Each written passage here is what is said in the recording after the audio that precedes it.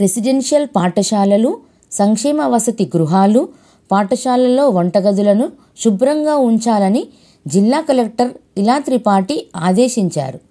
ఆమె నల్గొండ జిల్లా మునుగోడు మండలంలో పలు గ్రామాలలో పర్యటించి పలు అభివృద్ధి సంక్షేమ కార్యక్రమాలను తనిఖీ చేశారు. మండలంలో జమస్తాపల్లి గ్రామంలో నర్సరీని ప్రారంభించిన ఆమె నర్సరీలో పండ్ల మొక్కలతో పాటు ఔషధ మొక్కలు, అన్ని రకాల మొక్కలను పెంచాలని ఆదేశించారు. అనంతరం ధాన్యం కొనుగోలు కేంద్రాన్ని సందర్శించి కేంద్రానికి వచ్చిన ధాన్యం తేమ శాతాన్ని పరిశీలించారు. సరైన తేమ శాతంతో వచ్చిన ధాన్యాన్ని కొనుగోలు చేసి మిల్లులకు పంపించాలని ఆదేశించారు. రైతులు నాణ్యతా ప్రమాణాలతో ధాన్యాన్ని కొనుగోలు కేంద్రాలకు తీసుకువచ్చేలా వ్యవసాయ అధికారుల అవగాహన కల్పించాలని చెప్పారు.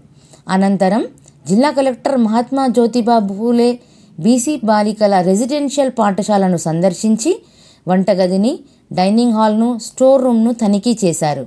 వంటగదిలోనే పాత్రలను శుభ్రం చేయకుండా ఇతర చోట పాత్రలను శుభ్రం చేయాలని, ఎప్పటికప్పుడు వంటగది శుభ్రంగా ఉండేలా చూసుకోవాలని, ఎట్టి పరిస్థితుల్లో ఆహారం కలుషితం కాకుండా చర్యలు తీసుకోవాలని ప్రిన్సిపల్ను, వంటవారిని ఆదేశించారు.